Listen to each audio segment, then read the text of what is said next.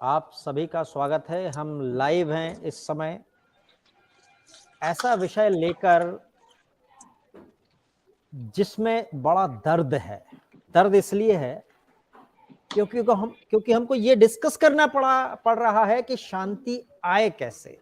हर कुछ न कुछ समय के बाद, थोड़े अंतराल के बाद भारत में कोई न कोई ऐसी चीज आती है जिससे पूरा देश मंथन करता है या माथा पटकता रहता है कि इसका हल निकले कैसे। कुछ दिन पहले लिंचिंग आई थी, लोग बड़े परेशान थे, यार कैसे लोगों का जीना मुहाल कर दिया है। और अब पूरे देश का जो सामाजिक ताना बाना है, जो सोशल फैब्रिक है, वो खतरे में है।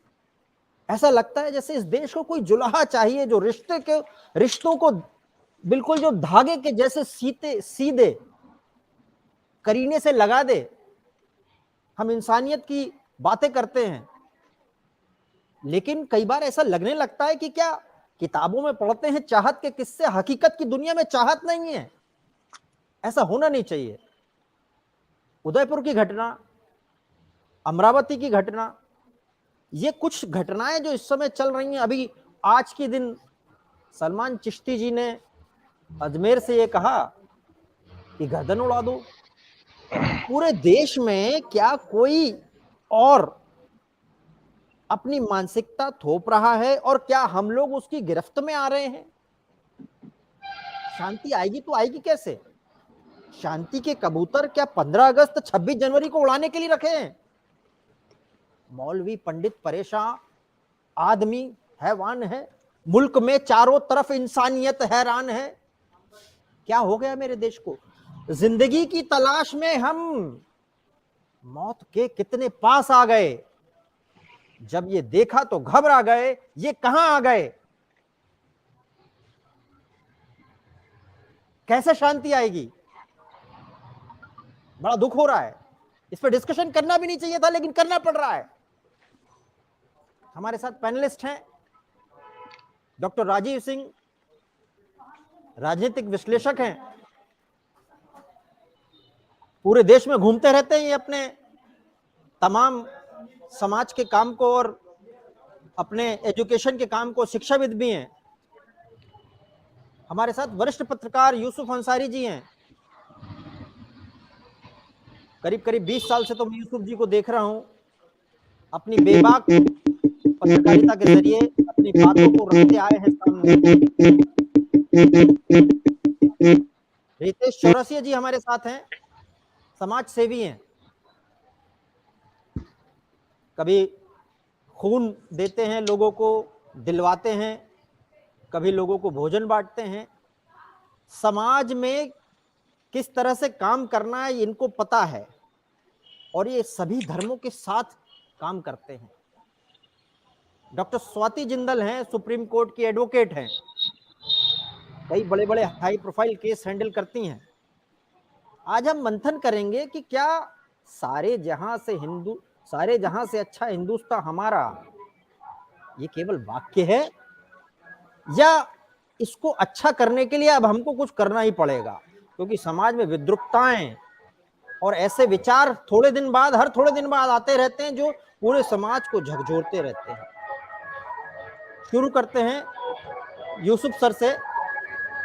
यूसुफ जी, ये जो समाज में इस समय परिदृश्य चल रहा है उसमें कई बार ऐसा हमने देखा कि कोई ऐसा वाक्य मुंह से न निकल जाए कि किसी और के लिए वो हथियार बन जाए, कि किसी और की गर्दन उड़ा दी जाए। या फिर हम तो हिंदुस्तानियत के लिए जाने जाते हैं, हम गंगा जमनी तहजीब के लिए जाने जाते हैं, कैसे एक रहें, मिलके एक रहें, यही हमारी इंसानियत, यही हमारी हिंदुस्तानियत है। जी देखिए भूपेंद्र जी, बहुत सही बात आपने कही कि समाज में लगातार इस तरह की चीजें हो रही हैं जो बहुत दुखदाई हैं और शर्मनाक हैं और शर्मिंदा करने वाली हैं। मैंने अभी जो देखा सलमान चिश्ती का बयान, जिसपे वो साफ साफ कह रहे हैं कि साहब नुपुर शर्मा की गर्दन उड़ाने वाले को मैं अपना घर दे दूंगा। उन्होंने तो यहाँ तक कहा साहब अगर वो मेरे सामने होती तो मैं गोली मार देता।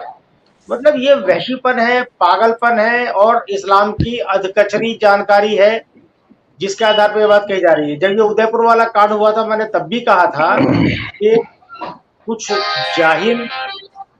जाहिलों की तादाद इतनी ज्यादा है कि इस तरह की घटनाओं की पुनरावृत्ति भविष्य में हो सकती है, और पुनरावृत्ति नहीं भी होगी तो इस तरह के बयान आ सकते हैं, क्योंकि जो नफरतों का जहर बहुत दिन से घोला गया है, धर्म के नाम पर जो कट्टरता कूट कूट के भरी गई है, वो इसी तरह से निकलती है। भारतीय दंड संहिता में, आईपीसी में तो किसी को दूसरे की हत्या करने के लिए उकसाना अपराध है। तो ये जो सलमान चिश्ती बोल रहे हैं, इनका वीडियो वायरल इन्होंने किया है, तो इनके ऊपर तो भारतीय दंड संहिता के अंतर्गत मुकदमा कायम होकर इन्हें जेल में भेज देना चाहिए, बिल्कुल भेज देना चाहिए, क्योंकि दूसरों को उकसा रहे हैं और खुद भी कह रहे थे अगर मुझे मौका मिलता तो मैं कर देता। इनका इंटेंशन ही मर्डर करना है, ये तो पूरी तरह से अपराध है, और इस तरह के अपराध को किसी भी राज्य में किसी भी पुलिस को बर्दाश्त नहीं किया जाना चाहिए। रही बात यह कि साहब ऐसा समाज में क्यों हो रहा है, भूपेंद्र जी, इस देश में करीब करीब 1500 जितना पुराना इस्लाम है, करीब उतने ही साल से इस देश में हिंदू मुसलमान मिलकर रहते आए हैं। मोहम्मद साहब की जिंदगी में ही केरल में पहली मस्जिद बन चुकी थी, इस्लाम यहाँ आ चुका था।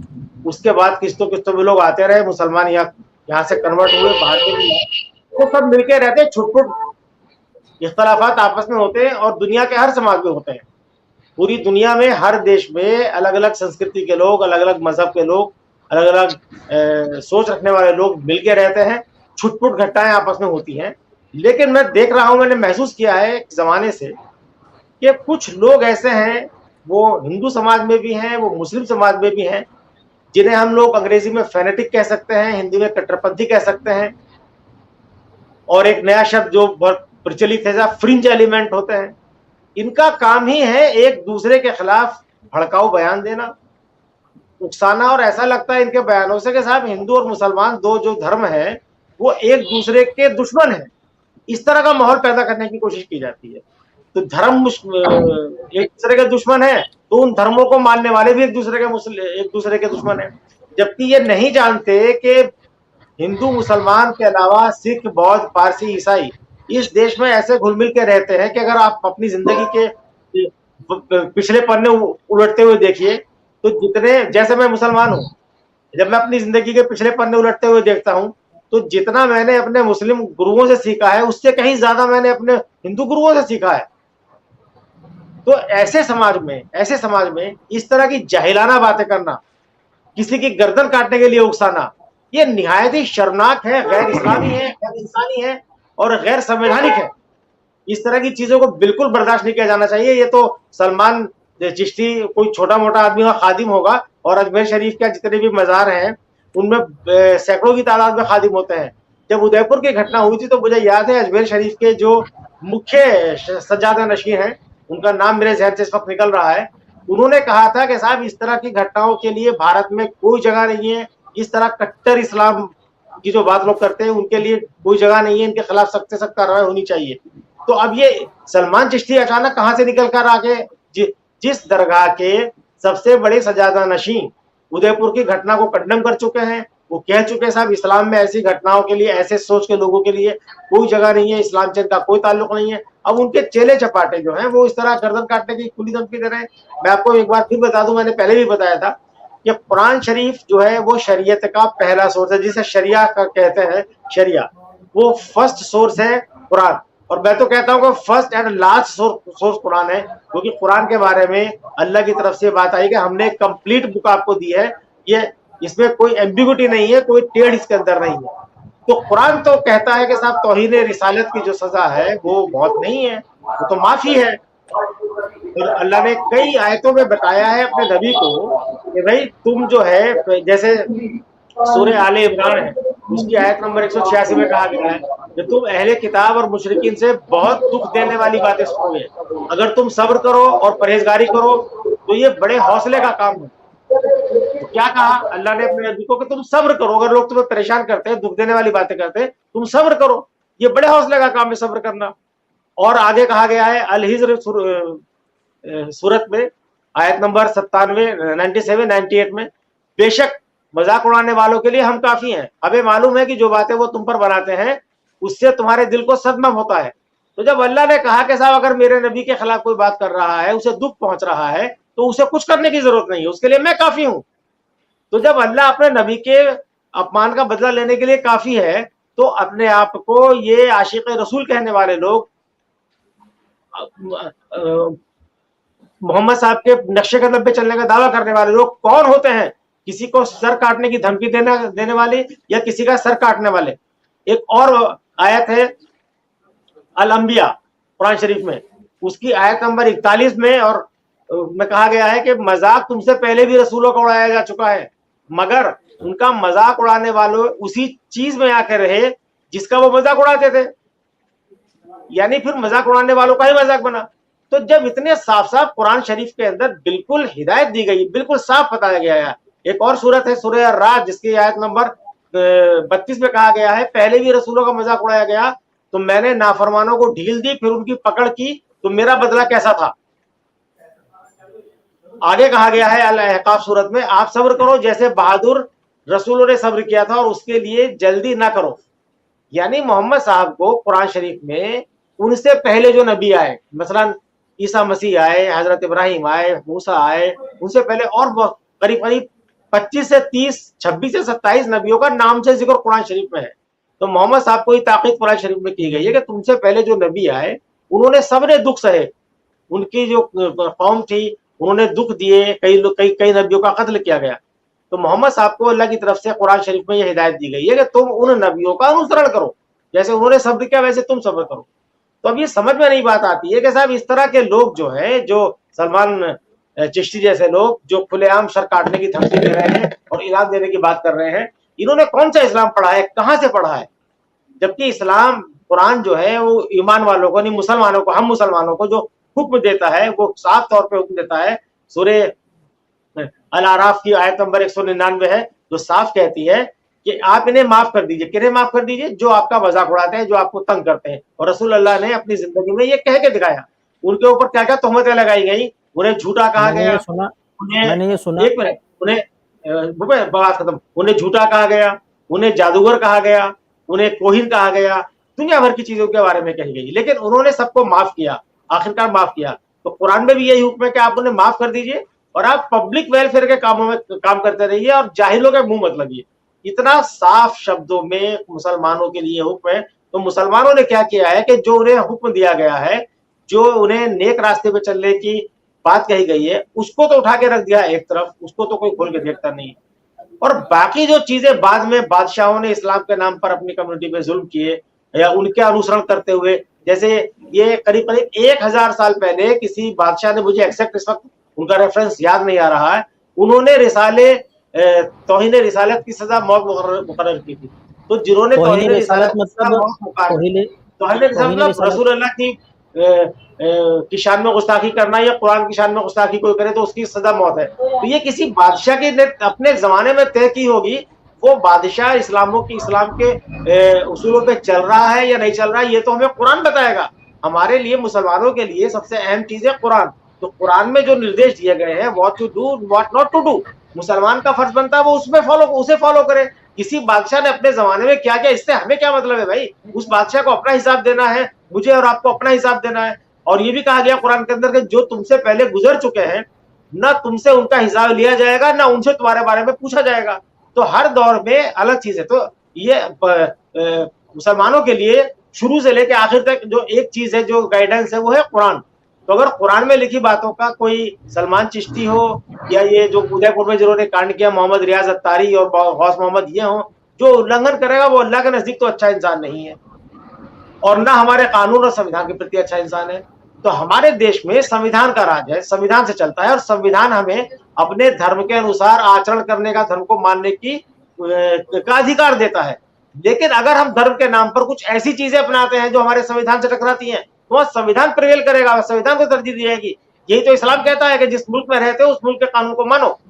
ये जाहिल लोग हैं, मैं तो कहता हूँ जाहिल आजम है, जो इस तरह के फतवे देते हैं, इस तरह की बातें करते हैं, लोगों को उकसाते हैं। ये देश में अमन चैन नहीं रहने देना चाहते। इनके खिलाफ कानून के तहत सख्त से सख्त कार्रवाई होनी चाहिए। भूपेंद्र। कानून के तहत सख्त से सख्त कार्रवाई होनी चाहिए, आपने कहा। मुझे एक वाकया भी याद आता है, जब मैं सल्लल्लाहु अलैहि वसल्लम साहब के बारे में जान रहा था, तो मुझे पता लगा उनके ऊपर कोई महिला कूड़ा फेंकती थी और वो रोज फेंकती थी, और जब वो गुजरे एक दिन तो देखा वो है ही नहीं, तो उसके बारे में पता किया, मालूमात किया उन्होंने, और ये पता लगा कि वो बीमार है। तो वो उसकी बीमारी ठीक कराने के लिए उन्होंने आदेश दिया, और उन्होंने उसको माफ भी किया और उसकी बीमारी भी ठीक कराई। क्या मैं ठीक बोल रहा हूँ? मैंने सही पढ़ा यूसुफ जी? यूसुफ जी? बिल्कुल, आपने बिल्कुल सही कहा। इस्लामिक हिस्ट्री में इसका जिक्र मिलता है, हदीसों में इसका जिक्र मिलता है। मैं आपको इससे ज्यादा बड़ी बात बताता हूँ। मोहम्मद साहब के जमाने में मदीना के आसपास एक थे मुसलिमा, जिसे मुस्लिम इतिहासकार, मुस्लिम लिटरेचर में मुसलिमा कज्जाब कहा जाता है। कज्जाब कहते हैं दीन को झुटलाने वाले को।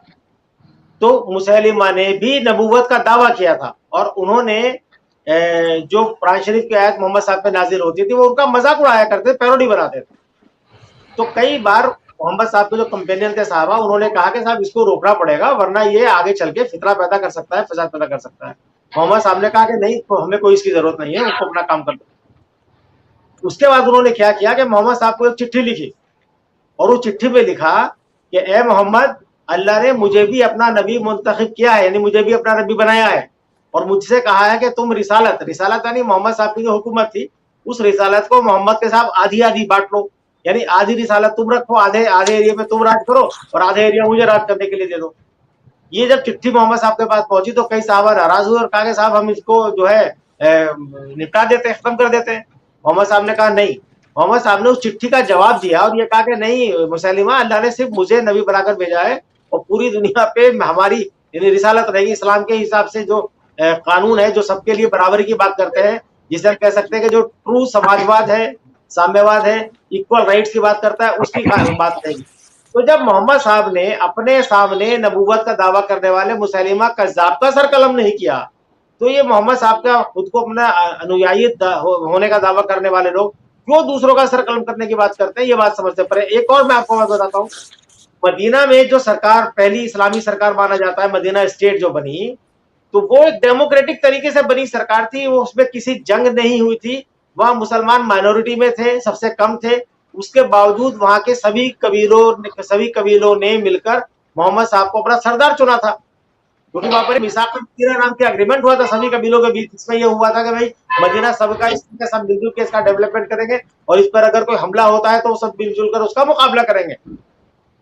तो उसके वहां पर थे एक अब्दुल्ला बिन उबई, जिन्हें इस्लामी हिस्ट्री में मुनाफिक कहा जाता है। मुनाफिक का मतलब होता है कि जब मैं आपके सामने रहूं तो मैं आपकी बात करूं, मैं कहूं मैं आपका हमदर्द हूं, और जब मैं आपके दुश्मनों के साथ रहूं तो मैं उनसे कहूं कि साहब मैं तो आपके साथ हूं, और मैं उनके साथ तो मजाक में जाता हूं। उसे मुनाफिक अरबी में कहते हैं, जो दो तरफा बात करते हैं, ड्यूबियस कैरेक्टर, हिपोक्रेसी। तो वे खुले अब्दुल्ला जो बिन उबई जो थे, वो मशहूर थे कि ये मुनाफिक हैं, और मोहम्मद साहब के मदीना जाने से पहले वो मदीना का सरदार बनने का ख्वाब देख रहे थे, उसके लिए कोशिश कर रहे थे। लेकिन मोहम्मद साहब को जब सरदार चुन लिया गया, उनके अरमानों पे पानी फिर गया। उन्होंने मोहम्मद साहब की जड़ें काटने के लिए, उन्हें नुकसान पहुंचाने के लिए कोई कसर बाकी नहीं रखी, तरह तरह के षड्यंत्र रचे। ये सब मोहम्मद साहब को पता था। जब उनका इंतकाल हुआ तो जो नमाज जनाजा होती है, जनाजे की नमाज, तो उनके जनाजे की नमाज मोहम्मद साहब ने पढ़ाई। उस वक्त जो हजरत अबू बकर और हजरत उमर है, हिस्ट्री में आता है कि भाई हजरत उमर ने मना किया मोहम्मद साहब से कि साहब ये आपकी जिंदगी भर आपके खिलाफ रहा, इसकी जनाजे की नमाज आप ना पढ़ाइए। मोहम्मद साहब ने क्या जवाब दिया? मोहम्मद साहब ने जवाब दिया कि इसने मेरे खिलाफ जो भी कुछ किया है उसका हिसाब अल्लाह लेगा, मैं नहीं हूं हिसाब लेने वाला। ये इसके और अल्लाह के बीच का मामला है, मेरा नहीं है। तो मैं इसके जनाजे की नमाज पढ़ाऊंगा, और उसके लिए दुआ मांगी कि भाई इसको जन्नत में मकाम अल्लाह ताला माफ करे। अब अल्लाह ताला माफ करेंगे नहीं करेंगे ये तो उनके ऊपर है ना, जब उनके बीच का मामला है।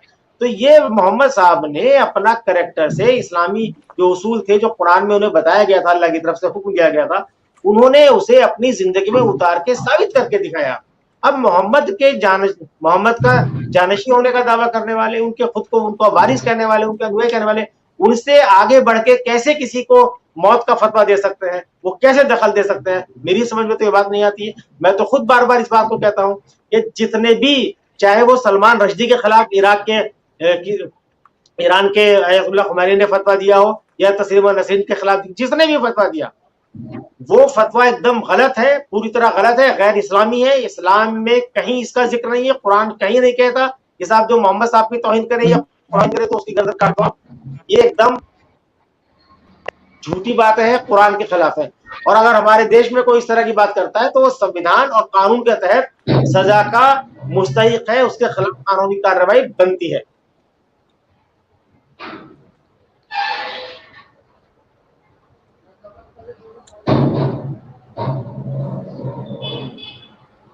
भूपेंद्र जी आप म्यूट पर हैं।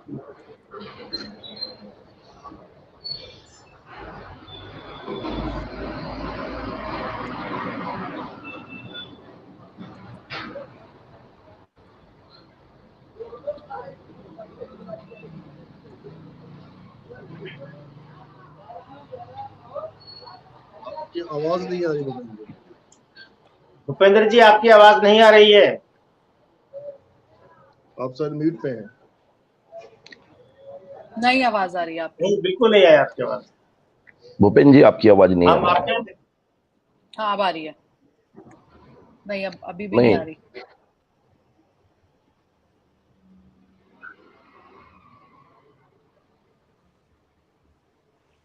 नो भूपेंद्र जी लगता है आपके माइक में गड़बड़ है, इसे ठीक कीजिए।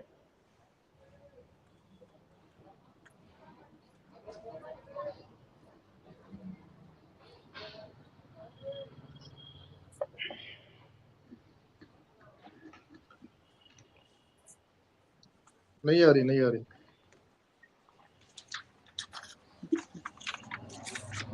वॉल्यूम बढ़ाइए। चलिए वॉल्यूम भूपेंद्र जी, आप रुकिए, मैं बात करता हूँ। मैं बात करना चाहूंगा डॉक्टर स्वाति जिंदल जी से। स्वाति जी, आप सुप्रीम कोर्ट की वकील है माशाल्लाह, तो आप जो सलमान चिश्ती का जो ये बयान आया है, और आपको क्या लगता है कि कानून के तहत इनके खिलाफ क्या कार्रवाई की जानी चाहिए, और ऐसे लोगों से कानून कैसे सख्ती से निपट सकता है? देखिए यूसुफ जी, जैसा कि आपने कहा कि आजकल हमको ना तो इस्लाम ये सिखाता है कि आप किसी के खिलाफ कोई फतवा जारी करें, दूसरी तरफ हम ये भी कहते हैं अगर हम लॉ देखें, स्ट्रिक्टली स्पीकिंग अगर हम लॉ की तरफ जाएं तो no person can take the life of another person without following the due process of law. इसका मतलब ड्यू प्रोसेस जो भी लॉ का है उसको फॉलो किए बिना आप किसी के खिलाफ ना तो उसको, उसके शरीर को, ना तो उसके सामान को किसी भी तरह की हानि आप नहीं पहुंचा सकते। अब वो ड्यू प्रोसेस ऑफ लॉ कहां से आता है हमारे पास? वो हमारे संविधान हमें देता है। संविधान हमें क्या कहता है? संविधान कहता है that we all have the freedom of speech, but ये फ्रीडम ऑफ स्पीच को भी किसी ना किसी दायरे में बांधा गया है कि फ्रीडम ऑफ स्पीच से अगर कोई हिंसा बढ़ती है या कोई इस तरह का माहौल पैदा होता है जिससे आपस में लोगों के बीच में सद्भावना को ठेस लगे या उनका कोहैबिट, साथ में मिलके रहना मुश्किल हो जाए, जैसे भूपेंद्र जी हमसे कह रहे थे समरसता, समाज की समरसता खत्म हो जाए, तो उस तरह की जो स्टेटमेंट्स हैं उनको कंट्रोल करना बहुत जरूरी हो जाएगा। भूपेंद्र जी ने बहुत सुंदर पंक्तियां हमें कही कि सारे जहां से अच्छा हिंदुस्तान हमारा, हम बुलबुले हैं इसकी ये गुलसिता हमारा। अगर आप इन 4 पंक्तियों को ही देखें तो बुलबुलें भी कह रही है कि भाई ये गुलसिता जो है ये हमारा है। अगर आप सोचिए एक ऐसी सिचुएशन पैदा हो जाए कि इस हिंदुस्तान की हर बुलबुल उठ के कहने लगे कि ये हिंदुस्तान जो है ये मेरा है, ये हमारा नहीं है, और वो ये कोशिश करे कि वो बाकी सारी बुलबुलों को यहाँ से निकाल दे, तो क्या ये जो हमारा गुलसिता है वो उतना ही सुंदर रहेगा जैसा कि वो अब है? तो जैसे कि भूपेंद्र जी ने जो हमारा जो डिस्कशन ये शुरू हुआ था वो इस बात से शुरू हुआ कि भाई ये जो समरसता है समाज में जो खत्म होती जा रही है इसको हम कैसे वापस लाएं। तो कहीं ना कहीं हमको इस समरसता को बरकरार रखने में, अब जैसे कि कबीर है, कबीर ने कहा है समरसता का अपने जीवन का एक आधार है, समरसता से ही आपस में बढ़ता प्यार है, नफरतों से जीवन में बर्बादी होती है, समरसता से ही जीवन की बाग में बहार है। तो ये जो समरसता है हमारी, इसको हम कैसे मेंटेन करें, कैसे आपस में लाएं? India is known for its tolerance, एक तरीके की सद्भावना, एक तरीके का जिसे कहते हैं टॉलरेटिंग बिहेवियर, जिसे हम कहते हैं सहनशीलता हिंदी में।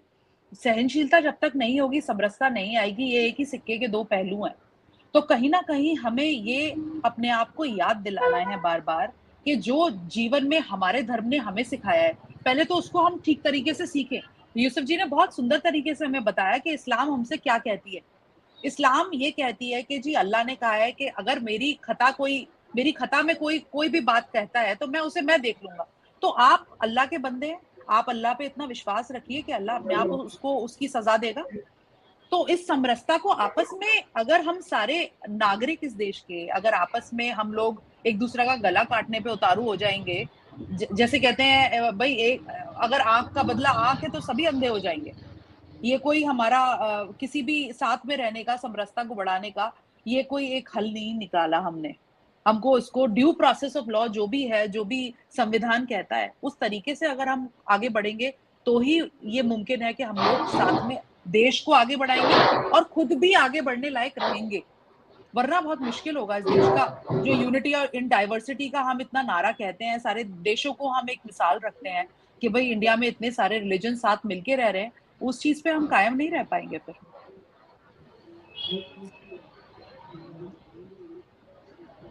बहुत सही आपने बात कही कि समाज में और बतौर नागरिक हम सबकी जिम्मेदारी है इस देश को आगे बढ़ाना, इस देश की समस्याओं के सामने खड़ा होना। मैं जाना चाहूंगा दिनेश चौरासिया जी के पास, रितेश जी के पास। रितेश जी, आप सामाजिक कार्यकर्ता हैं और समाज के विभिन्न समूहों से लोग आपका ताल्लुक रहता है, तो जिस तरह की चीजें हम लगातार देख रहे हैं, कोई सर काटने की धमकी दे रहा है, उस पर इनाम देने की बात कर रहा है, अब सुप्रीम कोर्ट के खिलाफ भी लोग, चलिए सवाल तो मैं स्वाति जिंदल से, स्वाति जी के पास जाना चाहूंगा। स्वाति जी, अभी जो सुप्रीम कोर्ट के चीफ जस्टिस, सुप्रीम कोर्ट की बेंच ने जो नुपुर शर्मा के टिप्पणी की थी, अब उनके खिलाफ, सुप्रीम कोर्ट के खिलाफ जो कैंपेन चल रहा है, सुप्रीम कोर्ट को क्या क्या कहा जा रहा है, उस पर क्या कहेंगे आप? देखिए यूसुफ जी, ये एक बहुत ही क्योंकि ये सब जुडिस मामला है, अभी ये कोर्ट में है, कोर्ट से निकला नहीं है, तो इस मामले में मैं कोई टिप्पणी नहीं देना चाहूंगी अपनी। मैं रितेश जी के पास जाना चाहूंगा। रितेश जी, आप किस तरह से देखते हैं कि जिस तरह से ये अजमेर दरगाह से, जो जिस अजमेर शरीफ को माना जाता है कि भाई वो लोगों को जोड़ने का काम करता है, और हजरत ख्वाजा मोइनुद्दीन चिश्ती की जो पहचान रही कि उन्होंने किस तरह उस इलाके के हिंदू मुसलमानों के बीच एक भाईचारा कायम किया, जितने मुसलमान अजमेर शरीफ जाते हैं उससे कहीं ज्यादा गैर मुस्लिम वहां जाते हैं, तो वहां से इस तरह की बात पैदा होना, इस तरह की चीजें निकलना, इसे किस तरह देखते हैं आप? समाज में किस तरह से इसका गलत असर पड़ेगा? सर्वप्रथम तो मैं भूपेंद्र सोनी जी का हृदय से धन्यवाद करता हूं कि समाज सेवियों को भी आपके डिबेट में स्थान दिया। मैं जिला छिंदवाड़ा मध्य प्रदेश से हूं। हमने यहाँ एक छोटा सा व्हाट्सएप ग्रुप बनाया समाज सेवा के नाम पर, जिसमें हमने सर्वधर्म सर्व जाति भाव के लोगों को जोड़ा है, और एक मूलभूत लाइन हम जिसको फॉलो करते हुए हैं, नर सेवा श्री नारायण सेवा।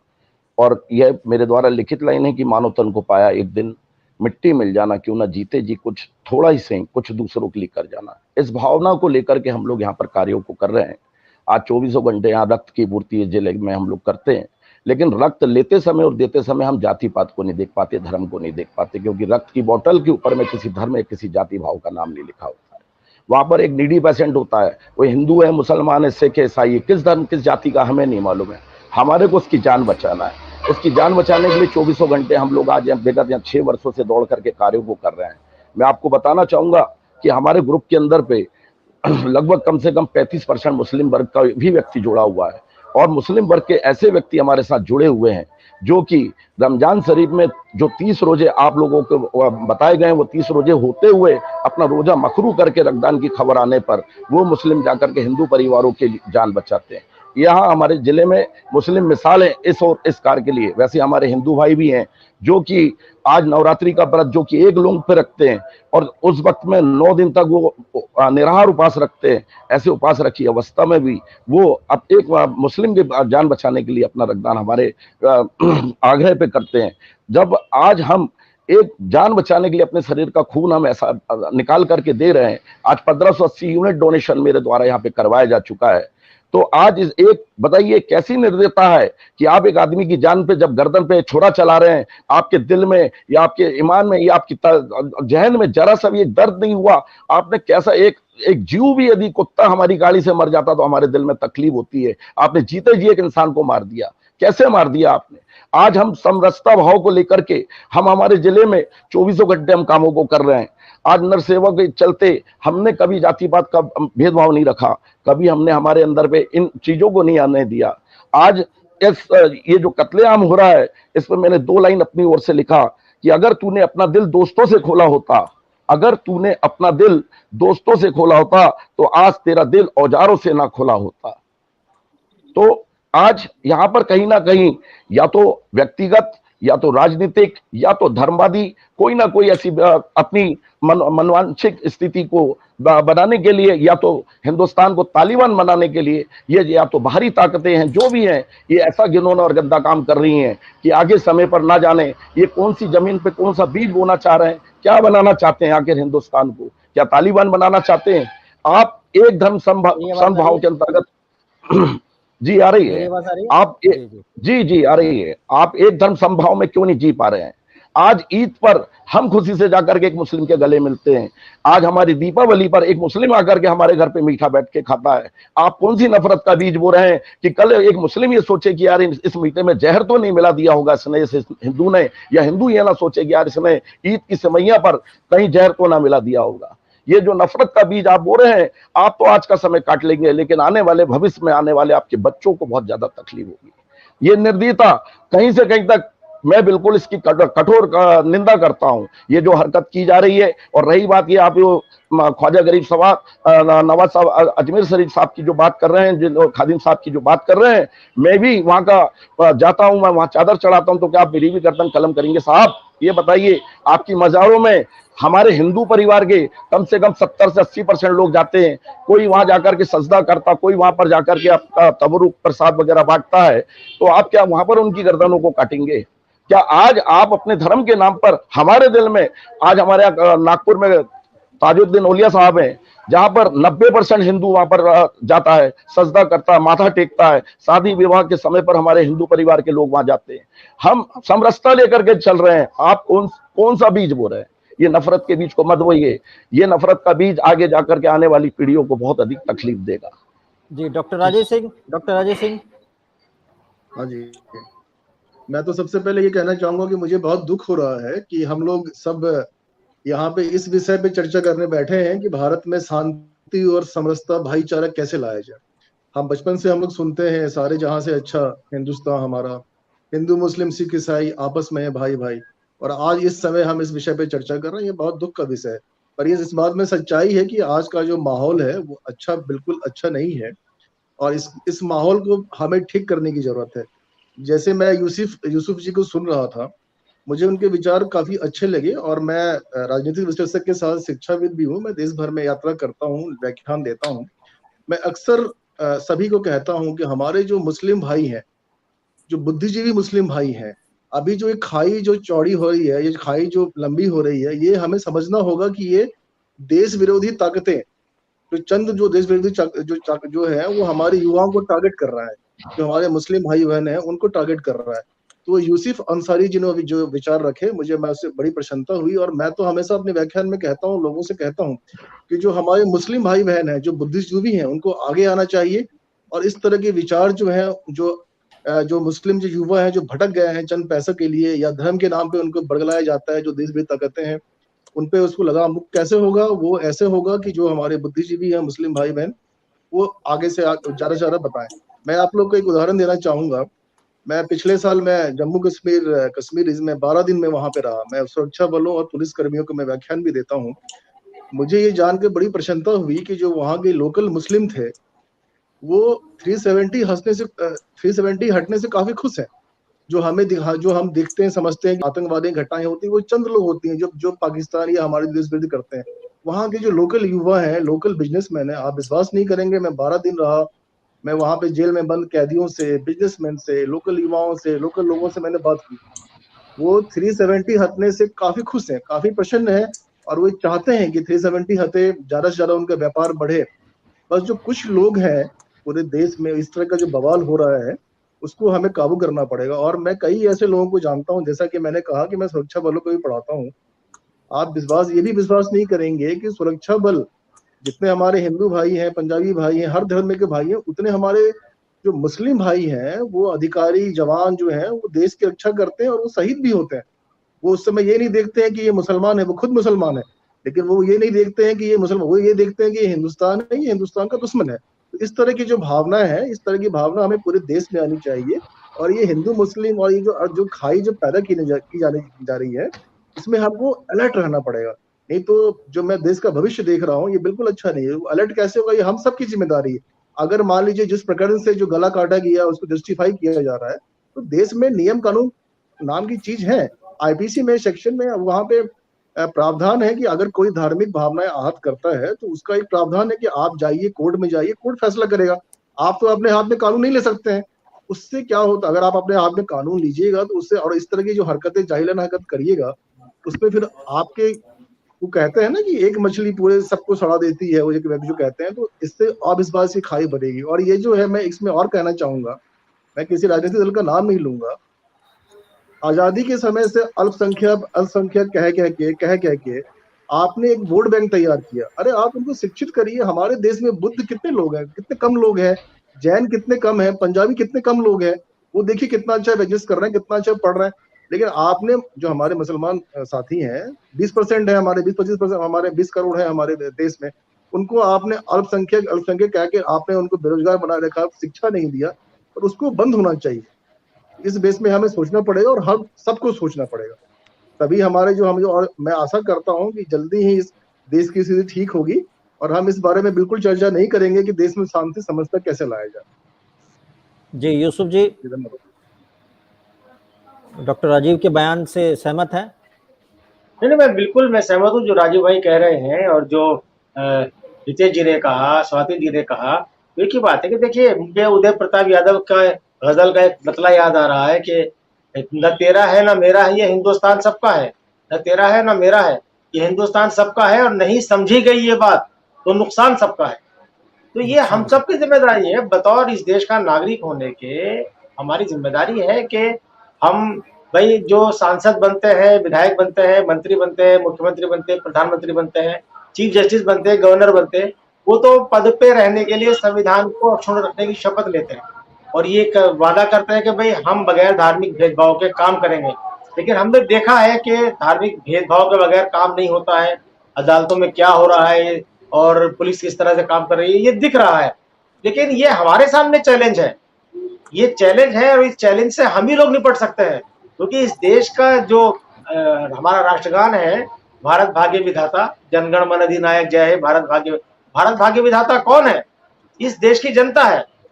हम सब भारत भाग्य विधाता है। तो ये हमारी जिम्मेदारी है कि हमने जो संविधान बनाया है, जिसका प्रियम्बल शुरू होता है we the people of India, हम भारत के लोग, तो जैसा हम अपने देश को बनाना चाहेंगे वैसा ही देश बनेगा। तो अगर कुछ लोग इस देश के स्वरूप को बिगाड़ना चाहते हैं, जो हमारे बुजुर्गों ने अपने खून की कुर्बानी देकर फांसी के तख्ते में झूल कर इस देश को आजाद कराया, हमें विरासत में दिया, तो क्या इसलिए विरासत में दिया था कि हम इसके अंदर बैठ के हिंदू मुसलमान करें, धर्म के नाम पे आपस में एक दूसरे को काटे, लड़ाई झगड़े करें? तो इसलिए तो नहीं दिया था ना। इसलिए दिया था कि सब मिलजुल कर इसको आगे बढ़ाएं। जनगण मन अधिनायक हमें इसी बात की बात करता है।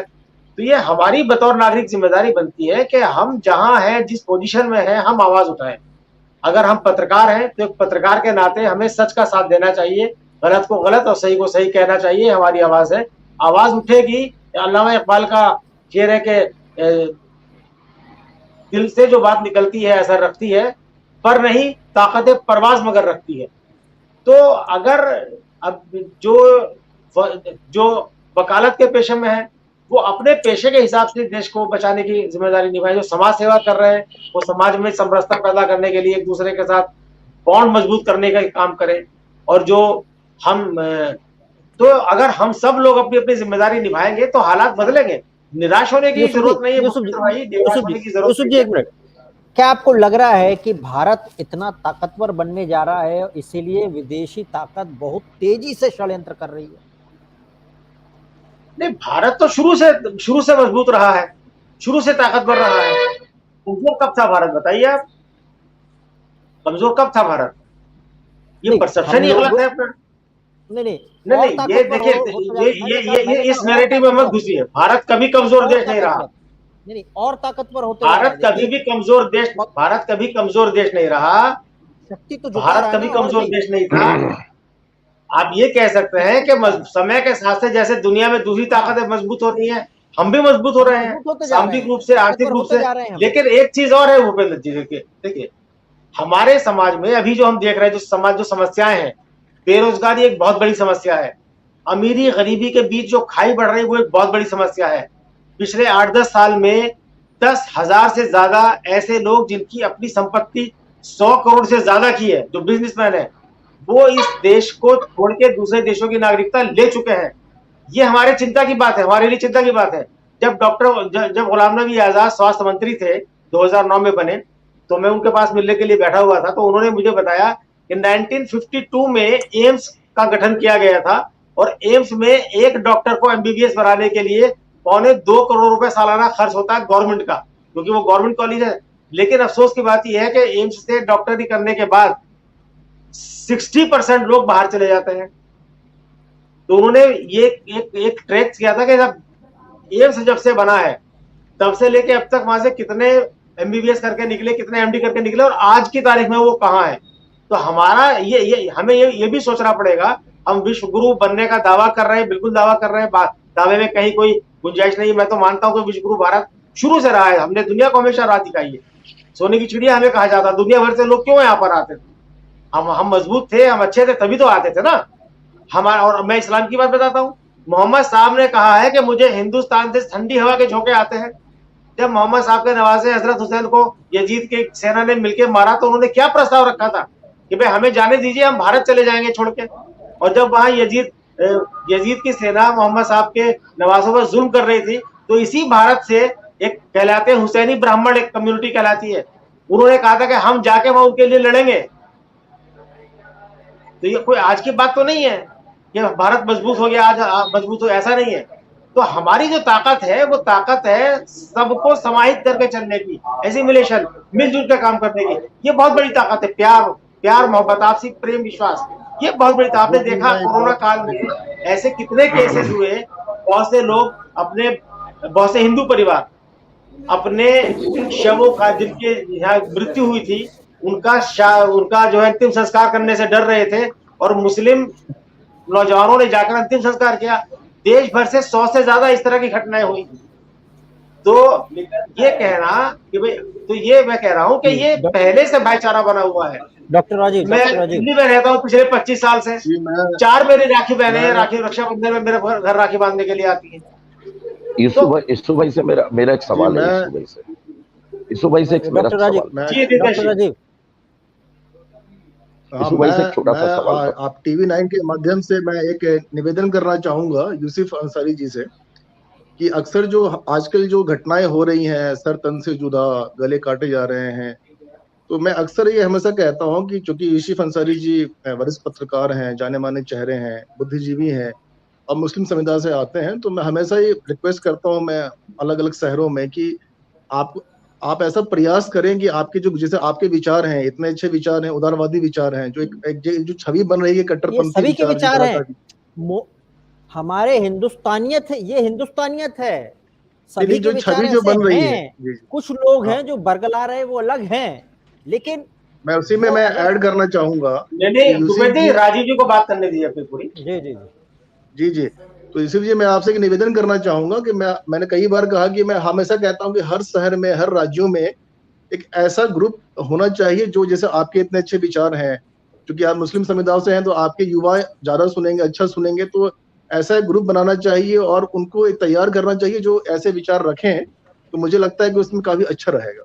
ये मेरा व्यक्तिगत निवेदन है। राजीव जी, मैं आपकी बात से बिल्कुल सहमत हूँ। दूसरी बात यह कि हम तो पिछले 10-12 साल से इस पर काम कर रहे हैं और हम जो भी मंच हमें मुहैया होता है, TV9 का मंच हमारे पास है या कहीं और टीवी चैनल्स में मुझे बुलाया जाता है, तो मैं खुल के अपनी बात कहता हूँ। मैं लिखता भी हूँ, मैंने ये सारी चीजें लिखी भी है और लिखी हुई चीज को तो आप नकार नहीं सकते। मैं तो पिछले 10 साल से ये बातें लिख रहा हूँ और ये बात बिल्कुल सही आपकी है कि किसी भी समाज की बुराइयां उसी समाज के जागरूक लोग दूर कर सकते हैं।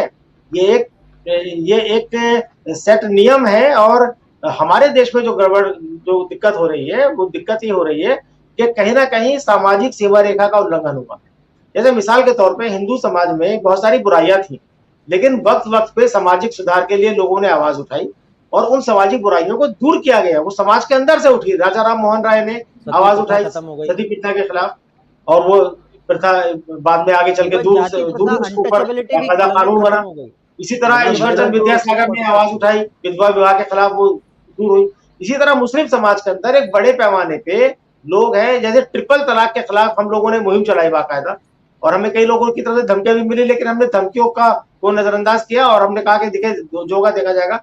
और बाकायदा मेरा फेसबुक अकाउंट आप खोल के देखिए 2017 का कितनी सख्त हमने मुहिम चलाई। हमने कानून तक लिखा कि भाई ये जो ट्रिपल तलाक की वकालत करने वाले अपने आप को आलिम कहते हैं, बेसिकली ये आलिम नहीं, ये जालिम है। ये लिखा मेरा आर्टिकल, आप गूगल करेंगे तो आपको मिल जाएगा। तो मेरा कहना है क्या कि जब से यहाँ पर भारत में जब से मुस्लिम समाज के बारे में हिंदू समाज के लोगों ने मुखर होकर बोलना शुरू किया है, तो तब से जो इंटरनल रिफॉर्म था उसकी रफ्तार कम पड़ गई है, लोग डिफेंसिव हो जाते हैं। तो जैसे एक बात है कि भाई हिंदू समाज की बुराइयां हिंदू समाज के लोग उठाएंगे, उसे दूर करने की कोशिश करेंगे, तो उसका एक अलग पॉजिटिव मैसेज आएगा। इसी तरह मुस्लिम समाज के अंदर जो बुराइयां हैं, उन बुराइयों पर अगर मुस्लिम समाज के लोग खुलकर बोलेंगे और उनकी बात को समाज में ज्यादा तवज्जो के साथ सुना जाएगा और उस पर किसी को साजिश की बू भी नहीं आएगी। ये राजीव जी, मैं आपकी बात से बिल्कुल पूरी तरह सहमत हूँ, और हमारी कोशिश रहती है कि हम अपनी बात को देखिए, इस्लाम जो धर्म है, दीन है, वो पूरी इंसानियत के लिए आया है। हम मानते हैं कि भाई मोहम्मद साहब जो है, हमारा अकीदा है कि पूरी दुनिया के लिए रहमतुल आलमीन बनाकर भेजे गए हैं। तो मैं तो खुद सवाल उठाता हूँ कि जिस कौम का नबी रहमतुल आलमीन है, उस कौम के कुछ लोग अपने आप को जहमतुल आलमीन क्यों बना रहे हैं? वो ऐसा आचरण क्यों पेश कर रहे हैं जिससे कि उनके बारे में, उनके समाज के लोगों के बारे में गलत धारणा पैदा हो, उनके खिलाफ नफरत समाज में बढ़े। नफरत से खराब तो कोई चीज हो ही नहीं सकती। नफरत तो सबसे खराब जहर है। जहर तो सिर्फ एक इंसान को मारता है, नफरत तो पीढ़ियों की पीढ़ियों को खत्म कर देती है। तो हमें तो इस नफरत से बचना है। तो मेरे ख्याल में रितेश जी भी कुछ पूछना चाह रहे थे। जी रितेश जी। जी जी जी जी यूसुफ जी, मैं आपसे ये सवाल करना चाहता था यूसुफ जी कि जैसा कि काफ़ी बार ऐसा हुआ है कि मैं जातिगत या किसी धर्म भात के अंतर्गत में बात नहीं कर रहा हूँ, क्योंकि मैं सभी धर्मों को साथ लेकर के चलता हूँ। आज नूपुर शर्मा ने क्या बयान दिया है या किसके लिए उसने गलत वर्डों का उपयोग किया, जो भी कुछ किया है, आज इसी प्रकार से यदि हम देखें तो अभी कुछ समय पूर्व ऐसी कई फोटो व्हाट्सएप में आई हैं जिसमें शंकर जी के ऊपर पे पैर रख करके फोटो खिंचाई जा रही है, हनुमान जी के सर के ऊपर जूता पहना करके पैर रख के फोटो खिंचाई जा रही है। कई बार देवियों के मंदिर की मूर्तियों को तोड़ा जाता है। ये सारी चीजें होती हैं, तो ये हिंदू समाज का भी हाथ में औजार लेके नहीं आता है। ये इतनी नफरत, इतनी कट्टरता, इतनी हवानियत, ये कहाँ से सिखाई जा रही, कहाँ पढ़ाई जाती है कि जो आदमी सरे बाजार टेलर की दुकान के अंदर घुसता है, अपने कोट कुर्ते का नाप दे रहा है, पीछे से एक खंजर निकाल करके उसकी गर्दन को काट डालता है। ये कैसी नफरत है? ये कैसे लोग हैं? ये कौन लोग हैं? आप इतने समझदार हैं, आप लोगों में सारी चीजें क्यों? क्योंकि मैं अंजुमन इस्लामुल मुस्लिम कमेटी चांदा मीठा से बहुत अच्छे से, मतलब मेरे उनके बहुत मधुर संबंध है। हम लोग रोजा अफ्तारी हर साल करवाते हैं। हमारे ग्रुप के माध्यम से हम लोग हजारों मुस्लिमों का रोजा अफ्तारी करते हैं। केवल सिर्फ एक चीज है कि हमारी जो मुट्ठी है ये 5 उंगली में बटी हुई है। इंसानियत ये 5 उंगली में बटी है। ये 5 उंगली की मुट्ठी टूट, यदि उंगली निकल जाए तो मुट्ठी की ताकत कम हो जाएगी। अंगूठे का नखून ये निकल जाएगा तो मुट्ठी की ताकत कम हो जाएगी। हम सबको जोड़ करके ताकत बना करके इस देश को संरक्षण जितना शक्तिशाली बना सकते हैं हम वो कर रहे हैं। लेकिन ये इल्म किस जगह पर इतना गंदी पढ़ाई जा रही है कि जाओ मानव बम बन जाओ, जाकर के उड़ा दो, जाओ जाकर के आतंकवादी बन जाओ, जाके बस उड़ा दो, जाओ फलाने की गर्दन काट लो। ये पढ़ाइयां जो हो रही हैं, इस पर रोक क्यों नहीं लगाई जा रही है? जिस जगह से ये बीज को बोया जा रहा है, उस बोझ को आप दफन क्यों नहीं करते हैं? क्योंकि आज एक व्यक्ति की, भूपेंद्र जी क्षमा चाहूंगा, आज एक व्यक्ति की गलती के चलते पूरी कौम बदनाम होती है, पूरा हिंदुस्तान में। आज एक बात बताइए, आप एक लैंग्वेज कहते हैं सारा जहां से अच्छा हिंदुस्तान हमारा, हिंदी है हम वतन, हिंदी मुल्क हमारा। आज जब ये हिंदुस्तान है तो हम क्यों इसको पाकिस्तान या तालिबान बनाने की कोशिश कर रहे हैं? और ऐसे लोग जो कर रहे हैं, आप उनका दमन क्यों नहीं करते हैं? आप ऐसा फतवा जारी क्यों नहीं करते कि ऐसे लोगों के सर कलम कर दो जो लोगों के अंदर पे नफरत का बीज बो रहे हैं?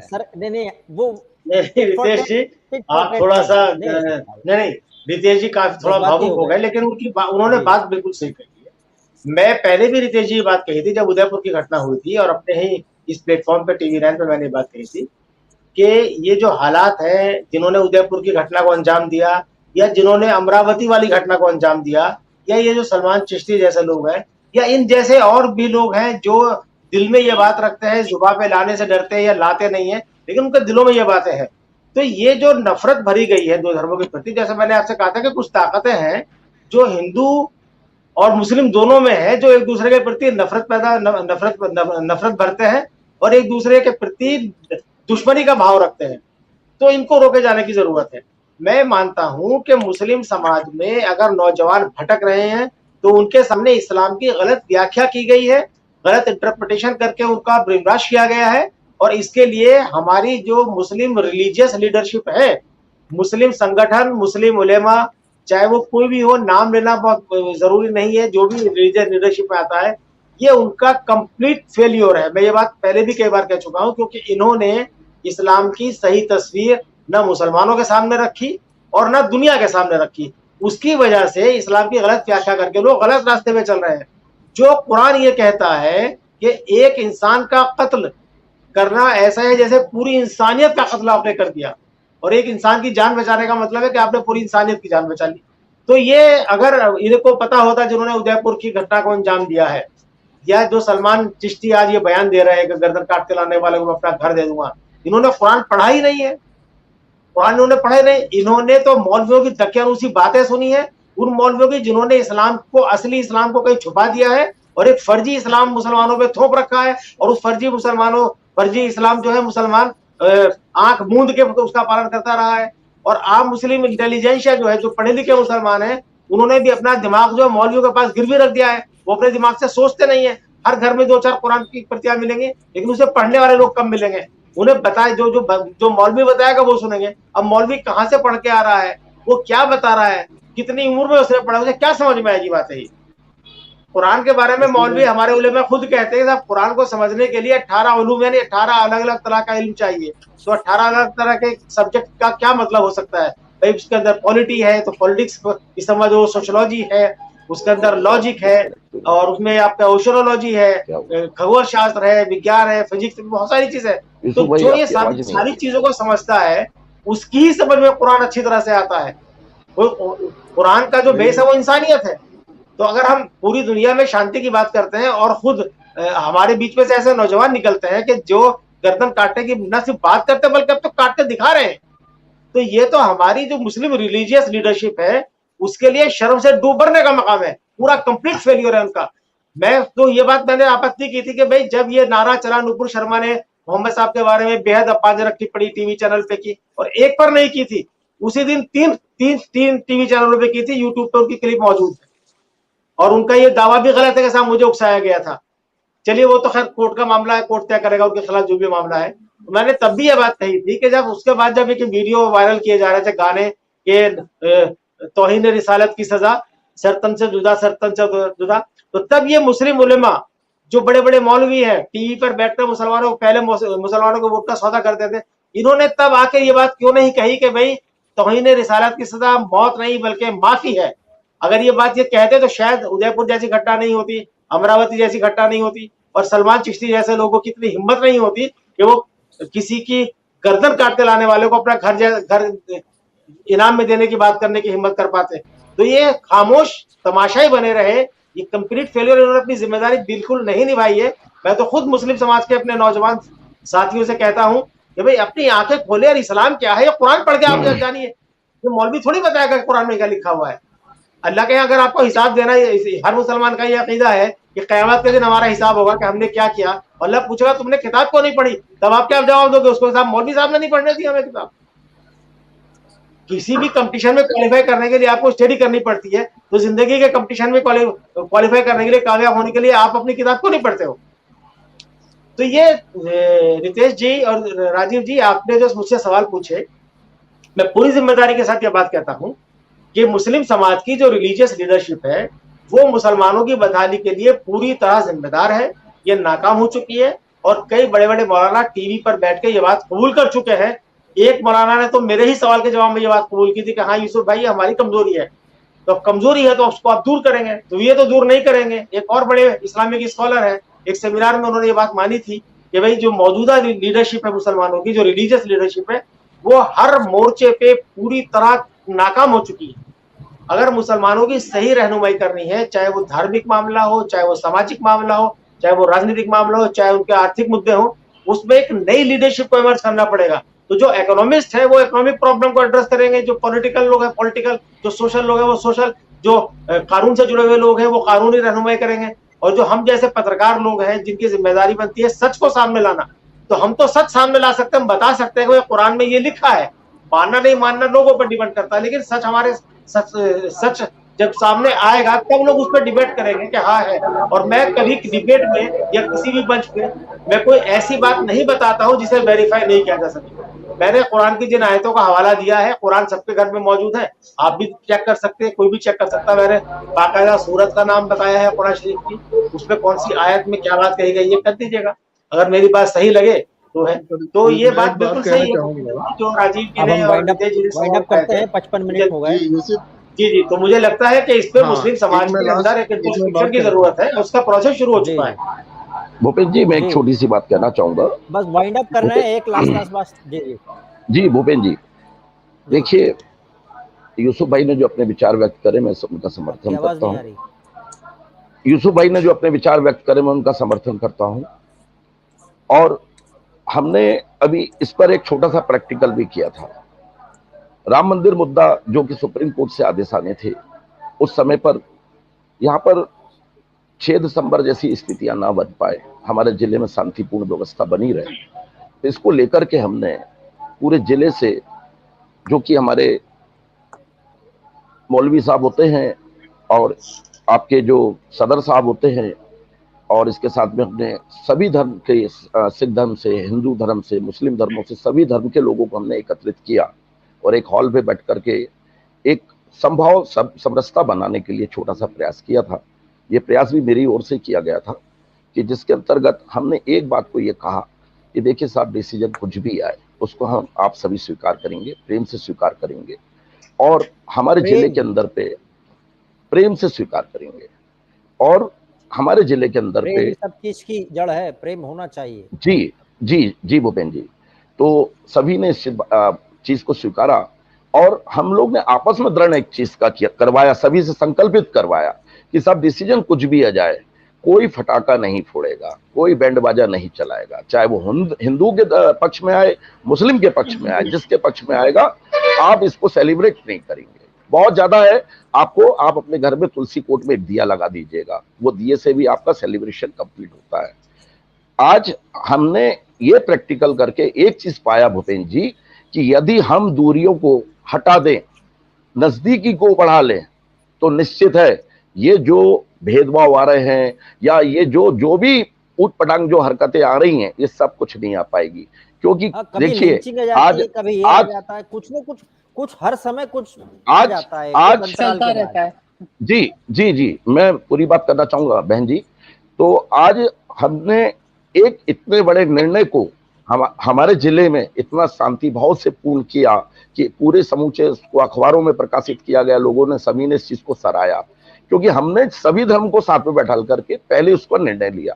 आज यदि ये जो भी चीजें हो रही हैं, देखिए नफरत कब आती है, मैं आपसे बात करना बंद कर दूं तो निश्चित होता है वो तीसरा व्यक्ति मेरे पास आता है, यार वो भूपेन जी तो आपके बारे में ऐसा सा बोल रहे थे, वो दूसरा आता है आपके पास, यार वो रिंकू जी या रितेश जी तो आपके बारे में ऐसा सा बोल रहे थे। यदि हम आप दोनों मिल जाएं, दोनों बैठ के बात कर ले कि भूपेन जी आपने ऐसा कुछ कहा क्या, तो शायद वो जो एक बीच की जो आती है ना खाई, वो नहीं आएगी, जहां तक मैं ऐसा मानता हूं। दूसरी चीज ये है कि जैसा अभी यूसुफ भाई ने कहा कि यार, यूसुफ भाई ने जो कहा था मैं वो बात पूरी करना चाह रहा हूं। इस चीज को मैंने नोट किया था कि यार उन्हें इस्लाम नहीं पढ़ाई जा रही, इस्लाम का बाहरी चीजें पढ़ाई जा रही, तो साहब वो पढ़ाई किस जगह होती है? आप उस स्कूल, उस दफ्तर को बंद क्यों नहीं कर देते हैं? मेरा निवेदन है, देखिए अभी तक के, आज तक की तारीख में आप इतिहास उठा के देखेंगे तो शायद आजादी की लड़ाई हो तो हिंदू मुस्लिम ने भी साथ में लड़ी है, हर एक लड़ाइयों को हिंदू मुस्लिम परिवार ने साथ में लड़ी है।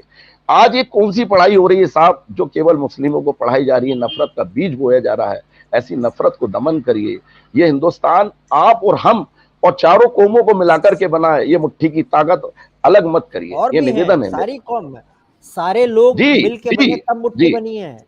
जी जी जी यीशु भाई, जी मैं बहुत आपसे सहमत हूँ। आपकी सारी अल्फाजों को मैंने बहुत शांतिपूर्ण सुना है। बाकी ये मेरे आपके नाम के चलते केवल एक दरखास्त है उन लोगों से जो नफरत का बीज बो रहे हैं, ऐसा बीज मत बोइए, जिससे कि आज हम आज आपको भाईजान करके बोल देते हैं, लेकिन आप भी तो हमें भाई साहब करके बोलिए, तो ये बीज नफरत का हट जाएगा, निश्चित हट जाएगा। आप हमसे मिलते हम सलाम वालेकुम बोल देते, कभी आप भी तो अपने बिल्कुल मुंह से जय राम जी की बोल दीजिए, निश्चित ये ये बीज हट जाएगा। बहुत जगह होता धन्यवाद। भी है, कई पीढ़ियों में तो ऐसा भूपेंद्र होता जी, है। मैंने भूपेंद्र में जी एक बशीर बद्र साहब का मुझे शेर याद आएगा, नफरत की बड़ी बात चली। बशीर बद्र साहब का बड़ा मशहूर शेर है कि जी 7 संदूकों में बंद करके दफन कर दो नफरतें, 7 जी संदूकों में बंद करके दफन कर दो नफरतें। आज इंसान को मोहब्बत की जरूरत है बहुत। बहुत सबसे शानदार, ज्यादा मोहब्बत बहुत की जरूरत है आज। स्वाति बहुत जी शानदार। Last comment. Swati ji last last comment. Comment यही है कि जिस दिन हम अपने आप को हिंदू और मुस्लिम कहकर आइडेंटिफाई करने की जगह भारतीय कहना शुरू कर देंगे, तो ये सारी बुलबुलें इकट्ठे फिर से गुलसिता को हमारा ही कहना शुरू कर देंगे। यही मेरा लास्ट कमेंट है भूपेंद्र जी। जी हमने डिबेट की ऐसे विषय पर जो करना पड़ रहा है मजबूरी में, लेकिन हम इस उम्मीद पर अभी अब फिलहाल रख रहे हैं, जा रहे हैं कि जो मोहब्बत की बात हो रही है, जो प्रेम की बात हो रही है, वो किताबों में ना रहे, आपस में रहे। तो सिखाते हैं ना हमको कि इंसान का इंसान से हो भाईचारा, यही पैगाम हमारा। और रफ़ी साहब कई ऐसे गाने भी गा के गए हैं जो कृष्ण भजन थे, और अभी हम बहुत सारे ऐसे गाने गाते हैं, हिंदुओं ने भी ऐसे गाने गाए हैं जो अली मौला करते हैं। दोनों तरफ से ये जो नदी है एक दूसरे के प्यार की, वो बहते रहना चाहिए। और चट्टान कोई आए उससे लड़ो ना, साथ में चल के लड़ो, एक दूसरे से नहीं लड़ना है। हम नमस्कार करते हैं सभी का, बहुत धन्यवाद करते हैं। स्वाति जी आपका, यूसुफ जी आपका, शुक्रिया बहुत थैंक बहुत। यू डॉक्टर राजी जय आपका, हिंद सर, जय हिंद, रितेश जय जी हिंद सर, आपका। जय हिंद। नमस्कार।